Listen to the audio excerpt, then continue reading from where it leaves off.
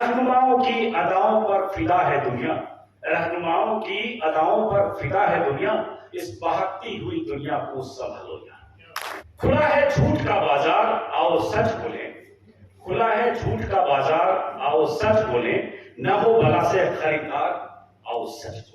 तो वो झूठ भी बोल रहा था बड़े सलीके से, मैं एतवार न करता तो क्या करता। तो झूठों के सरताज इस देश में बहुत है, इतना झूठ बोलते हैं कि कई बार सच में भी मिलावट है। इसलिए मैं वही बात करता हूँ जो मेरे वीडियो पर तो उसमें उसके बाद जो उन्होंने बात की और कहा कि मैं तुम्हारा वीडियो रात में 2 घंटे देखता हूँ। मैंने कहा कैसे देखते हो? फिर जो भी उन्होंने बताया वो फिर मैं करूँ वो ट्विटर। वहां से मैं लौटा और इतना थ्रिल होकर लौटा कि कई दिन तक सोच रहा कि ऐसे लोग क्यों उससे मोहब्बत कर रहे हैं, या क्यों रिकॉग्नाइज कर रहे हैं, या क्यों देख रहे हैं। सिर्फ एक बात है, उनकी आवाज, उनकी बात, उनकी तकलीफ या उनकी समस्या उस दौरान जो वो चाहते थे सुनी जाए, या जो किसान आंदोलन में थे उनके पक्ष में वो चाहते थे जो सुनूं और जानूं, उसके लिए कहीं स्पेस नहीं था। स्पेस किसके लिए था?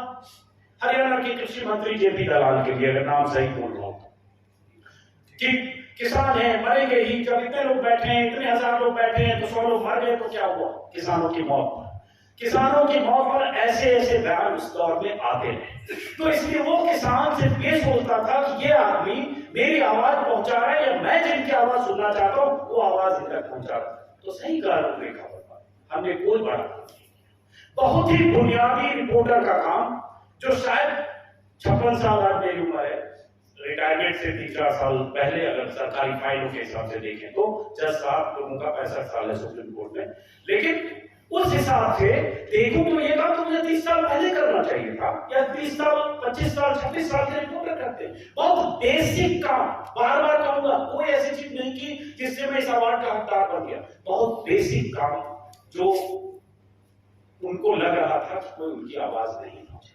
आवाज किसकी पहुंचा रहा है और क्यों ऐसी स्थिति है? खत्म करने से पहले शायद सिद्दीकी साहब ने कहा, दौर ऐसा है कि जो सत्ता में नहीं है उनसे सवाल पूछो, जो 8 साल पहले सत्ता में चले गए उनसे सवाल पूछो, जो 5 साल पहले सत्ता में चले गए उनसे सवाल पूछो। राहुल गांधी भारत यात्रा में अगर है तो घड़ी देखकर मैं खत्म ही कर। राहुल गांधी अगर भारत यात्रा में है तो एक कैमरामैन, जो प्लांटेड कैमरामैन होता है दिल्ली से, जिस चैनल की क्या भूमिका करने की जरूरत नहीं है, जिन्होंने देखा होगा उनको पता होगा। राहुल गांधी है यहाँ से 30 फीट 40 फीट दूर, उनके साथ कुछ लोग वो हाई सिक्योरिटी में है, उनके साथ बैरिकेडिंग है, पुलिस वाले हैं, दर्जनों लोग जा नहीं सकते। आपको पता है कि उनके परिवार में 2 लोगों की हत्या हुई। अब वहां से 40 फीट दूर एक reporter, mister Rahul, mister Rahul, mister Rahul, पूरा फोकस कैमरे वाले का उस रिपोर्टर पर है, रिपोर्टर का ऑर्डर कैच हो रहा है और राहुल गांधी वहां उन तक आवाज भी नहीं जा रही है। ऐसे कोई इंटरव्यू मांगता है क्या? भारत में नहीं, दुनिया में ऐसा इंटरव्यू करने वाला या इस तरह से विपक्ष के किसी नेता का पीछा करने वाला कोई रिपोर्टर आज तक नहीं होगा। पृथ्वी लोक का इकलौता रिपोर्टर मैंने उसने देखा, और वो रिपोर्टर कह रहा है या शाम को चैनल चला रहा है, सवालों से बचकर भागेगा, सवालों से बचकर।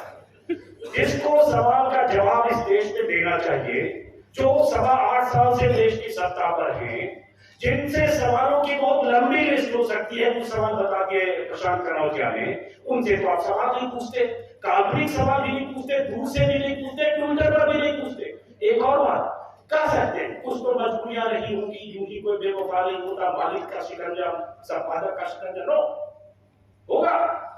ट्विटर पर जो चापलूसी करते हैं वो क्या मालिक ने कहा? ट्विटर पर नरेंद्र मोदी को टैग करके जो चाटा के चमत्कार की तरह वो देखते हैं, क्या मालिक और संपादक ने कहा? नो। तो इसलिए जो लोग नौकरी की का हवाला देते हैं वो आंशिक सच है।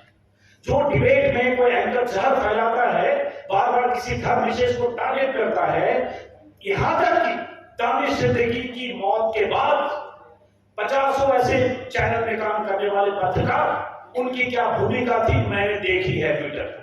वो उनके हिसाब से दानिश भी देशद्रोही था, उसकी कुछ वजह नहीं जाना चाहता। तो ये मत कहिए कि ऊपर से मत कहिए, ये स्वतः आपने तय किया है कि आपको सत्ता की, सरकार की, सनातनी संस्था की, क्योंकि सनातनी हो गए 2014 के पहले पत्रकार पता नहीं कब चला कि ये सनातनी हो गए। भाई ऐसा क्या हो गया? चुनाव मोदी जी जीते, मोदीवादी हो गए, मान लो, ये सनातनी कैसे हो गए?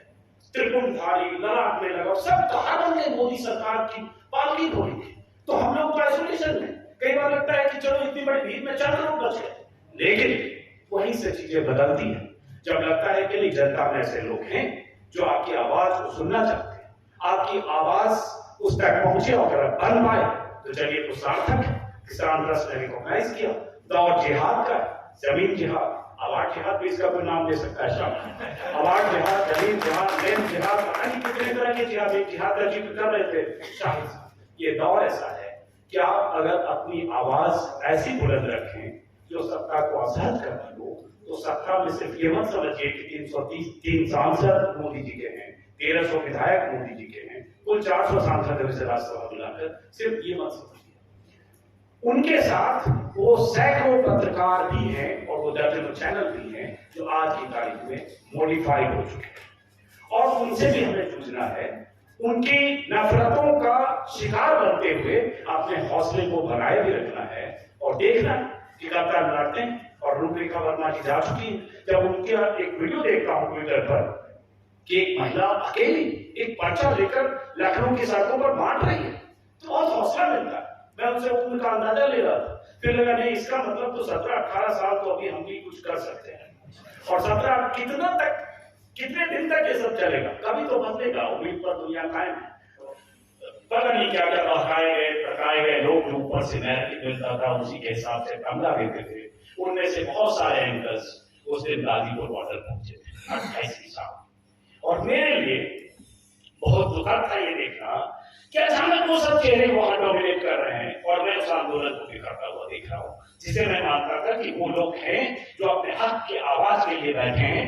इससे तय नहीं होगा कि वो मुट्ठी भर लोग हैं, वो चंद हजार लोग हैं, वो 130 करोड़ के मुल्क में 20 करोड़, 10 करोड़, 40 करोड़ नहीं है।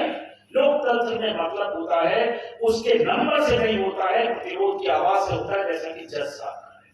लेकिन यहाँ सब कुछ भी नंबर गेम है, तो आप ये बताने लगते हैं कि बिहार का है क्या, बंगाल का है क्या, राजस्थान का है क्या, आबादी तो इतनी है, देश में इतने करोड़ किसान हैं, ये चंद किसान क्यों बैठे, हालांकि फिर भी वो चंद किसान हैं। तो वहां मुझे बेचैनी हुई कि अब क्या होने वाला है। लेकिन खैर उसके बाद राकेश कैद की आंखों से आंसू निकले, चौधरी अजीत सिंह से उनका संवाद हुआ, पता नहीं क्या हुआ कि रातों रात किसानों के जत्थे गाजीपुर बॉर्डर पर आ गए और पूरी रात बैठे, और सुबह तक जब देखा किसी लड़ाई में होता है तो लगता है आप हार रहे हैं, या आपको लगता है कि वो जीतना चाहिए। जब वो हारता दिखता है तो आप दूर रहकर भी, यहाँ कोई कह सकता है कि आप पत्रकार थे या एक्टिविस्ट? नहीं, मैं पत्रकार था, लेकिन मैं उनकी लड़ाई के हक में था, क्योंकि वो लड़ाई सत्ता प्रतिष्ठान से लड़ रहे थे, वो लड़ाई उस कानून के खिलाफ लड़ रहे थे जिस कानून को गलत तरीके से थोपा गया, जिस कानून पर कोई राष्ट्र में देश में किसी तरह का विचार विमर्श नहीं हुआ, जिस कानून को राज्यसभा में धक्का मुक्की करके वॉइस वोट से पास किया गया, उससे ज्यादा जानकार यहाँ लोग बैठे। तो इसलिए मैं उनके साथ था कि हाँ, इनकी आवाज जानी चाहिए, जो तय हो वो लोकतंत्र के तौर तरीकों से। खैर उसके बाद किसानों के जत्थे आए, और उसके बाद अचानक वहां का परिदृश्य बदल गया। ऐसा बदला कि 1 किलोमीटर 2 किलोमीटर तक किसानों के जत्थे थे। वो सरकार हिली जो सरकार मानती है कि सर्वशक्तिमान विश्व की सरकार है, जिनके सामने किसी की कोई हैसियत नहीं है, कीड़े मकोड़े हैं, अगर वो सत्ता के साथ कदमताल करते नहीं है तो। और 95% 90% मीडिया के लोग सत्ता के साथ कदमताल और पादुका पूजन कैसे करते हैं, उससे ज्यादा हाथ करते हैं। लेकिन हुआ ये कि 2 दिन बाद या 3 दिन बाद, 2 दिन बाद शायद, फिर वहां बड़ा मजमा था, जो महफिल किया, जो मजमा, जो कारवां बिखर रहा था, उस कारवां में फिर काफिले जुड़े, और वो कारवां बहुत बड़ा हुआ। तब मंच पर कुछ किसान नेता थे, आगे 500-700 मीटर तक हजारों किसान थे, और मेरी टीम के 2 साथी मंच पर आगे शूट कर रहे थे, और मैं बीच में बैरियर लगा था, 3-4 बैरियर थी, उसके इस पार था, क्योंकि सिर्फ मैं देखना चाहता था क्या होगा। तब मुझे लगा कि मंच पर कुछ हलचल हो रही है, तो मैं सुनने के लिए मैं जाने की कोशिश किया, कैसे करूं, भीड़ बहुत है। तो मुझे एक ख्याल आया कि मैं मास्क हटा दूं तो मुझे रास्ता मिल जाएगा। उस भीड़ में सिर्फ मैंने मास्क हटाया, और उसके बाद ऐसे रास्ता मिला, सब किसानों ने बहुत जागरूकता से मंच तक पहुंचा।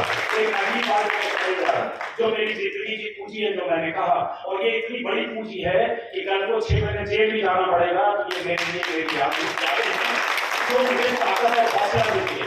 जब मैं वहां पहुंचा बैरिकेडिंग के सामने, तो सामने बैरिकेडिंग है, बीच में जैसे ऐसे होता है, यहाँ 40 कैमरामैन फोटोग्राफर थे, वो आंदोलन उठ खड़ा हुआ था, जिस आंदोलन को दिखाने की कामना लेकर एंकर्स उछल और मचल रहे थे, उस दिन को कोई एंकर कोई चेहरा वहां नहीं था। उस दिन फिर वो लोग थे जो उस आंदोलन को लगातार कवर कर रहे थे, क्योंकि एंकर्स के लिए वो मातम की शाम थी, जश्न की शाम 2 दिन पहले थी, जब लगा कि आंदोलन खत्म। पर तो वहां बीच में मैं ऐसे खड़ा हुआ, सामने बैरिकेडिंग है, मंच है, बीच में कैमरामैन है, मैं ऐसे सिर्फ देखने की कोशिश कर रहा था कि आवाज सुनी हो क्या रहा मंच पर। तभी पीछे से किसी ने ऐसे नीचे 2-3 बार मेरे पैर में ऐसे किया, नीचे लोग बैठे थे कतार में, सड़क पर, गाजीपुर बॉर्डर पर, हाईवे पर, 1000 मीटर या 500 मीटर तक। तो मुझे लगा कि किसी को दिक्कत हो रही होगी, शायद क्यों उसका बारिश हो रहा होगा, क्योंकि मैं यहाँ सामने खड़ा हूं। तो मैंने पलट कर देखा, जो सरदार थे उनकी भी उम्र 60-70 साल होगी, एक पैर कंधे से कटा हुआ था, एक बैसाखी उन्होंने रखी हुई थी कंधे से निचान से। तो मुझे समझ में आ गया कि उनका पैर कटा हुआ, बैसाखी रखी है, और उनको देखने में दिक्कत हो रही। मैंने झुक के कहा मैं हट जाता। उन्होंने कहा नहीं नहीं, मैं हटने के लिए नहीं कर रहा, मैं कह रहा हूं आप मेरे कंधे पर पैर रखकर उस तरफ जाओ। तो मैंने कहा गलती करना है, कोई चीज वहां पर खुल के कर दिया, आप आराम से बैठो। तो मैं थोड़ा सा 20-30 सेकंड 40 सेकंड वो फिर उन्होंने ऐसे कहा, फिर कहने मैं चाहता हूं मेरे कंधे पर जाकर उधर जाओ, वाहेगुरु का मेहर होगा, आप जाओ मेरे कंधे पे पैर। मैं बैठ गया, और मैं बैठा ही यहाँ 20 मिनट तक उनसे कुछ बातें करता रहा। वो उत्तराखंड के तराई इलाके से, ऐसी इतनी कहानियां मेरे पास है जो मैंने महसूस की है, और वो कहानियां मुझे इतना संबल, इतना ताकत देती है, जो इस दौर पे तमाम आलोचनाएं, गालियां, ट्विटर पर ट्रोल किया जाना, अगर मैं ट्विटर देखता तो रात में विलियम गेट या वैसी नींद की दवा खा के सो जाता, लेकिन मैं उन किसानों के चेहरे देखता था तो मेरा हौसला बढ़ता था। एक मेरे ट्विटर टाइमलाइन पर पहला वीडियो है, जिसमें मैं वेस्ट यूपी के किसी गांव में जा रहा था, गन्ने के खेत में किसान, तो वीडियो मेरे ट्विटर पर लगा हुआ है कि भटक गया रास्ता, जो गांव में पूछ रहा था, किसी से पूछता हुआ कहीं जा रहा था। एक किसान खेत में गन्ना काट रहा था, 2-3 लोग थे, ट्रैक्टर लगा हुआ था, गन्ने काटे भी आ रहे थे, ट्रैक्टर में लोड हो रहे थे। तो मैंने किसी को भेजा, जरा पूछो फला गांव किधर है, तो गया पूछने। तभी तक उस किसान ने मुझे देखा और मुझे लगा कि मेरी चीजें